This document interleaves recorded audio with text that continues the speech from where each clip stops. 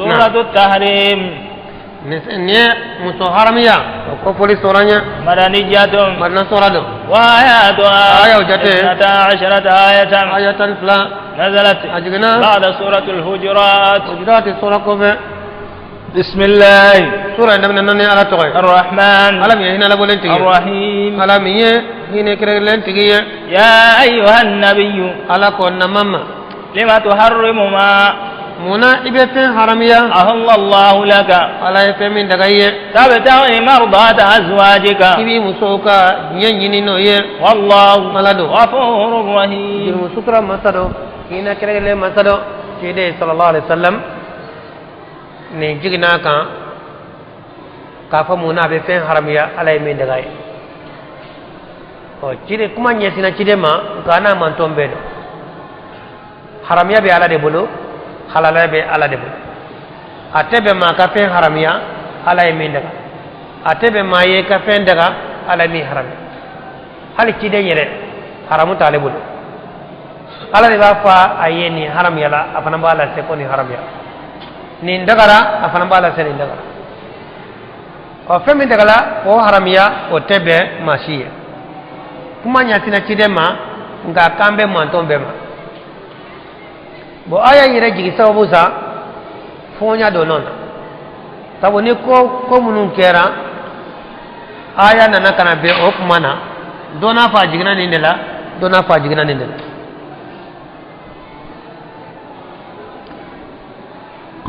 chide sallallahu alaihi wasallam alakun mana la sarasali na bora misri la tara kɔfɛ a bɛ mununu ka taa musow fɔ muso 9 de tun b'a bolo u bɛɛ b'u dama kuuru kɔnɔ n'a taara musow fɛ a mana dɔn min fɛ a b'o fɔ ka baro dɔɔnin kɛ yen nɔ a bɛ sɔrɔ ka wuli ka bɔ a bɛ taa muso wɛrɛ fɛ a bɛ baro dɔɔnin kɛ yen nɔ a bɛ bɔ o fɛ a bɛ taa muso wɛrɛ fɛ abe turu ke teno kata fitri kumbe akanga shi muso min fe abita fitri kumbe o kato dongre tu abakete bo aka muso do kumbe ko Zainabu o kam o kumbe di barake beta dida umbe do fengena ngununa be ngunuda dida umbe do ala ube dibo ni ya dibo ube do di ubalma musoyma o watbe dibe o bolo aka bongol bo cide no sallallahu alaihi wasallam ko yemaye fenduma kadaye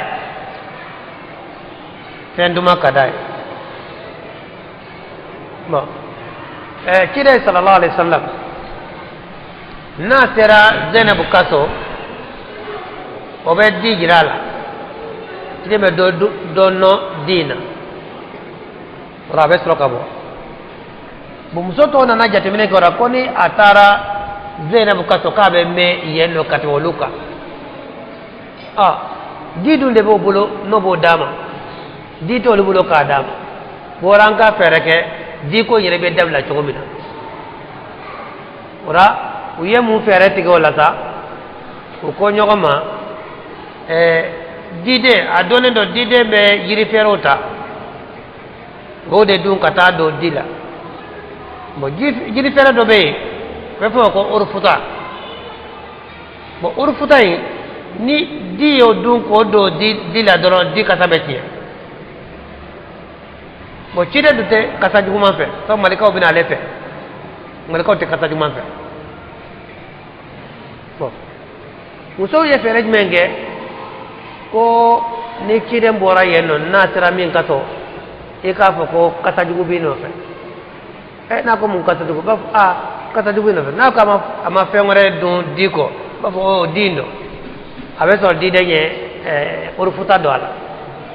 kata jugu do bi no fe no fe ba toy ate kata jugu fe go yeni plan bo cide sallallahu alaihi wasallam ni ndona sa ulu ato musol tonu be benaka Aisha ka fa flaino Aisha na tere musolnu ulde plain la Zainab ni mun be fangle be wonu ka koto la e utene gundo folu ya ga mu to so le ne ku ya nyini de ani ko yani ne ora Aisha ni aka groupe mo gon de ne flying ke awa na bora Zainab kaso dro akan kana Sauda takaso bu Sauda tunya Aisha teri dumande ale de kap koro muson no bede nda be sira Aisha ye kodu bo Aisha de flying duma ko ne a seri kaso dro yaro na bora ye fa be do abe folo de lale e bi singa fa ko kata jugo do be no fe ne ya fo na tran fe fe ambe bo kele ne fa anana to ay anana Zainab fe Zainab ye di dama ay do du dina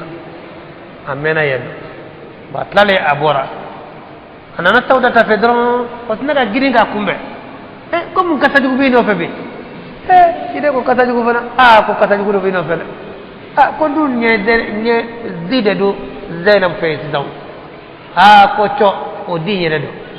abe soro di do nye or futa kala kata jugo mamba de be fe ko modo ba boro fe atera fe fe ma o be akumbe no kuma kele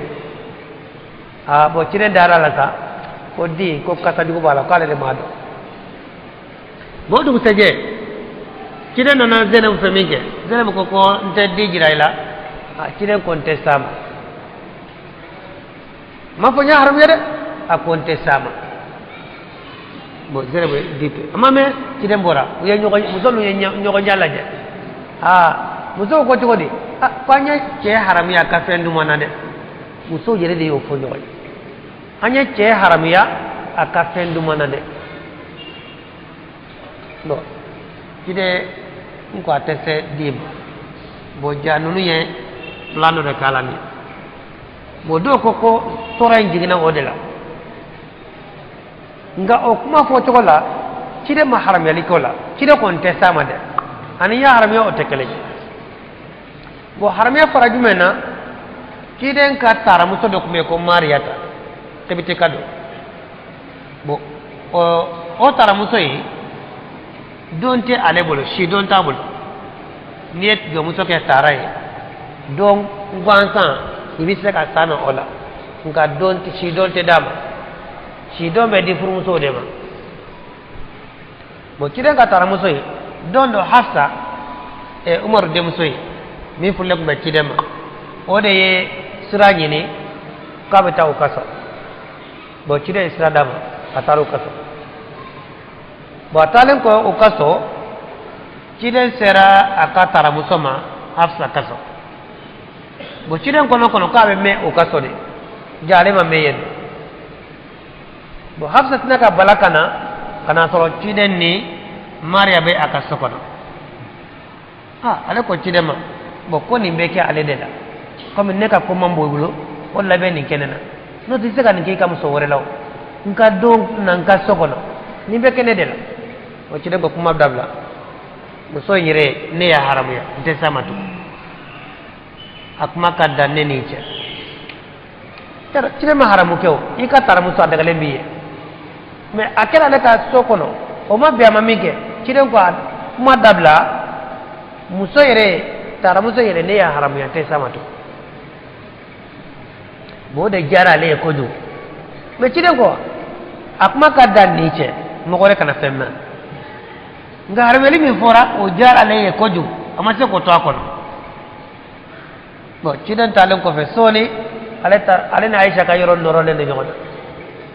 ale Aisha ka yoro kongo Aisha nana jo kono nana ale fana baga kuru kono ubika kuma ko Allah fiara jo muso yi ka kola saw ko ci wori do ko ci de ko ya haram yow ka ya haram yere ka ya haram ya muna musola ka baro nya fo nyogo nyesa ka baro wala aya injingina ala ko ci de ma muna be fe haram ya ala e min dagay moni ko ma fo to e ibado ka fo anana muso yi haram yeli de la amana di koyna sabu di tala ciri ma punya haram ya ciri ko tesam nga muso inde tala ni ciri ko ya haram bo ciri yire akata muso haram ya ala ya jala gola ayata ni man fana yika muso haram ya ifru muso haram ya ibata bo ciden tilela sallallahu alaihi wasallam ni kiya muso haramiya ati haramiya fefe ni ya haramiya ni ko dumuni haramiya ati haramiya ni kiya fini haramiya ati haramiya dolbo bena beka fo muso ta bo fonya do nona kama soro kida tilala ni kun ko yi muso bla sinya saba nyogon fe sinya kele kida ba fo sinya saba te o tlo ne na la tabu muso bla kele ni yabla ni blala ni yata o ko fe yabla fla yata o ko fe yabla saba eni na ko nyeni bla sinya saba o ta nyewa nga kamne sinya fulo e ka sika fo nyabla sinya saba sinya do wa ko kida go yo galonde bo kida ko teson ka blali saba ke nyogo fe ko ke blali saba ala ko ye muso haramiya ni blali saba dafarat mamina bo nga ka be ke nyogo fe kida ko teso iba kelengelen kede ni abla ko fe yata yabla ko fe yata yabla ko fe aho sablali saba dafara bo kida tlebe kerate kana abakar tlebe kete muso blali saba be jate blali keleni kana umar tle kun fulo be kete bo umar tle data blali na chaya muso blana na chaya fo mo ba ket longe do ba fane tabla sinya keme do ba fane tabla sinya bakle umar ko akarat lo yeso umar ni nyogo nyake umar ko biite benen ko bo ni ki tabla sinya saba abe ke saba de ate di matunda kurbis ni afo sinya saba hali ka sinya fulo umar ko amba bulika ala en gaire ki ni reban ni ya gila ire ma afana ba gila ka ni ko saba ma ke saba oh ni ko tango ne saba de ala tay to yet lo gede na la tabu ini min ka kaw be jiraila ni ko saba yoron gele be ke saba wala sam ko na kulonga wala o kana tulon kene muso blayta bo umar yo shariata walla mun ko niye muso haramiya ko aniye saba fo ko bekele taw saba de ba haramiya el fana ko ya haramiya ko ko kiye saba de fo no te kuma sale ati haramiya de ni kiye muso haramiya ibe nyini ngade e kala nyini mu ni kala nyini blaliye abe jate blali kele ni misra ibi segata gane ke ya haramiya yere deta haramiya tebul ni kala nyini blali ko ni blali bi bulo abe ke blali kele bo ne ke kala nyini blali saba de bo blali saba o teke blali saba ye abe ke blali kele ndi o de ni awa nasibe nyon soro oni ciden ka sunna be nyon soro oni hadisa be nyon soro oni qur'ana fara be nyon soro ba don ba do ba kan ta foni ki haramiya ko ye blali saba de ora te daga yetu o de kacha le bi jamanena soto mambe ma malik madhabula lu fe ni mu sabla bilali sabala dron abe haramima ni ko musama ni ya haramia dron abe haramima ngani hadisa ko te nyon soro no qur'ana ayam fana te nyon soro wala kuma sale ni ya haramia ni misra bi sekata ni ka abla bilali sabala ni misra bi sekata na to bilali sababa be kra nyon fe ngani ya abla kelen kelen fo dafara sabara rabe haramima ate daga yetu na haramere mora ora fo cewre de kafur pour sahalena no yabla ni misra bi seka abisra seka nyob na qad farada allah oh nin kala ka fo te sama ani ya harami o te kelenyo ne sama mabe dumni ndema ka fo alajesa ay nte sama alajesa wallahi nte sama ngiga alajesa ay ba fon kala ka bo nte sama de kalli de bena je sanno kalli de ka fo nte sama ngota harami ma de sanno o fode wala sa ka faraila tabu ni alena na fo ko kunu ne ya dominge ntara isna muso fefe kaso abe ko kasa jugu de bedina no kera ama no lubla jogona wa ni zere bora mo ngambe obed ya aba ka di takala ako kasa mbala ya kasa jira kasa ba yoro nyum bo jone ubla jogona tan ona bo chide yere de ubla jogona wa chide ma fo zene bu ya ka fo ko kasa jugu bi ka dilale ama fo ciden ko doron ko ne te sama aka kala je ko ja ko ne te sama ama men nya haram ya ire amo fo de o fora tara muso en tadin bora so ni o kuma de be nyon so قد فرض الله لكم تهلة أيمانكم على فضلك يا ويه aka kallu foni nana sabo e kalla kafo to iya haramuya ite sama no e taramuso ye ko kalli be foni ni miye ala yo o sira di makaba yo kalli ka farbo doro be sama ba wallahi o timade ala مولاكم ala ya ubi sibaye وهو العليم الحكيم ala de doni masaye ala de kodo masaye وإذ أسر النبي mata tin namaye gundoke إلى بعض أزواجه kata حديثا apo muso do ma gundola فلما نبأت به ona ni muso nye kibarali kenaye وأظهره الله عليه ala ya do bange kidenka عرف بعضه aya la dunia adola وأعرض ay عن kanga ka بعضه doma bo kide gundo mi ke kata musoma awa ode ye kafo tarai aya haramia aya gundo de ode foye bo ni fana taro de foye sey bo ala ya afo cidenye ora ciden to la kana afsa nyinga bo nene e parala muna ni ma fe kana fe fo mayewa idu ye do fo may kale do fo joje e ma do fo aisha aisha e ma fo tanu masa ka sosoli ke yo do chogodi afora min yana ori afole yo فلما نبأها به mo nani cirenya atwara noye قالت musogo من أنبأك هذا jonde kwarani ni aisha kale jonde ofe to wada aisha ta fai nako jonde ofe قال نبأني العليم الخبير ko doni masade illa dunia ni dugule masade ala dia nenda dunia na إن تتوبا إلى الله naw sagda katalama فقد صغت قلوبكما kun ko ni ko milele de apunya srabla وإن تظاهر عليه ganna nyogo de be cidenka فإن الله هو مولاه ko do ala de ciden bisibaye وجبريل ani jibrilla وصالح ani المؤمنين imam bebe ciden fanfe والملائكة man ko yere بعد ذلك ko fe ظهير ulu de be baye de عسى ربه akacara ciden mari إن طلقكن ni awa ciden nyawbla أن يبدله ala na amari na fale أزواجا kur muso wala خيرا mun kapsa منكن ka na ka be مسلم complete ke ka nyogon de be ciden nka ni ciden nyawbla dongodo ala be muso wala du ciden ma min kapsa ka ka مسلمات beke islami muso ye مؤمنات beke mu'minu muso ye قانتات beke batwa muso ye تائبات beke tumba muso ye عابدات beke albatulaw ye تائهات beke sumba muso ye طيبات beke muso grabo ye وأبكارا ko woto ka wotida muso kunyeni ida muso umma kutu deni ala ka be muso dama mun fana man kutu beke ni ye muso grabo korole kumula munya che fulla chewrema katoka furu awache dema ko kunya tobe ko Aisha bogoti kumbula ko kunya Aisha cide nyo kelene bogoti lama yoso sumba kumbula watbe ube sunna batuba kumbula awa ala ko ni cide nyawbla akala la je ko cide ta nyo ko soro de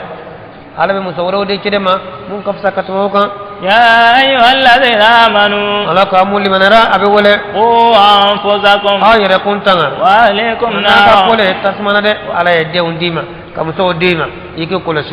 o ka hera be mina yiko sabla ko o ka toro be mina yiko kisuma kanu to usagola de note ceden ko hadisara kullukum ra'in wa kullukum mas'ulun ra'yati abe gemba bebe ni kay ka gem fewna ora muso be ka marade kono de be ka marade kono o ka hera be mina jena o sabla ko o ka hera be mina lara o sabla ko ni ye ku toy awa o ku sagoke lara do no mina nay fana be mina de abe fo de ko dutigi jamfante ite do aljanna na de eke muso ni de unjamba wolu ta kafira ni planga biala rekele ni ka do islamé dara do ite do aljanna na de fi ka de un kisire ka muso kisi ni ide sarata abana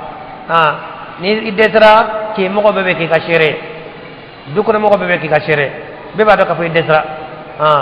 ini muso nun ko men mangana watibe dina kola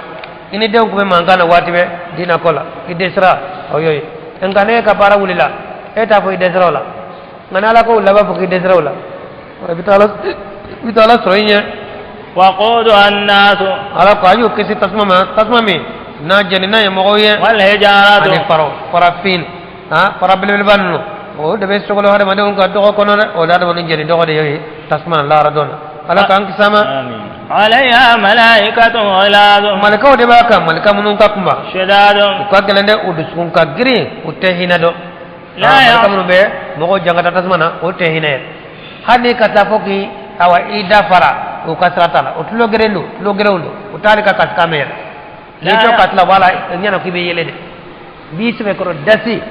o hina te dola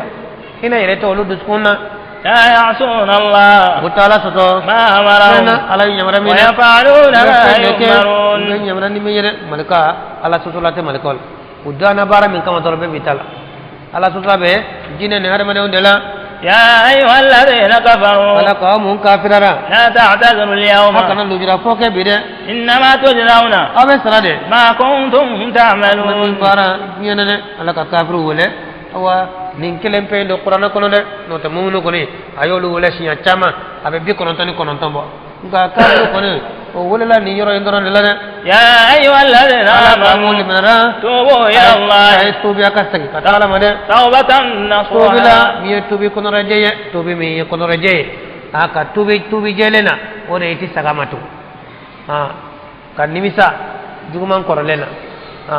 juguma ka dabla pew iti sagamatu ngaye tubi rabi kono ni anyo ngore sura bake ote tubi de عسى ربكم akachara o mari أن يكفر عنكم سيئاتكم ويدخلكم جنات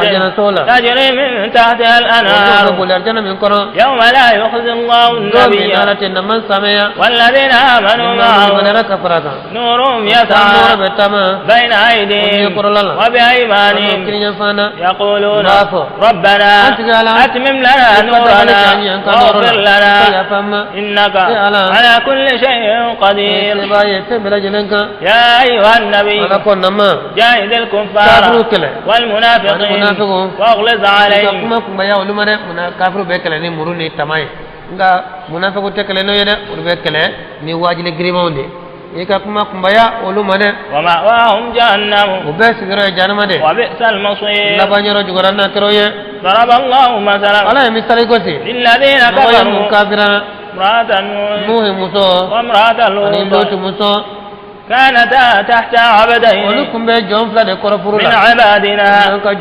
صالحين فخانتاهما فلم يغنيا عنهما من الله شيئا على يرلا de ja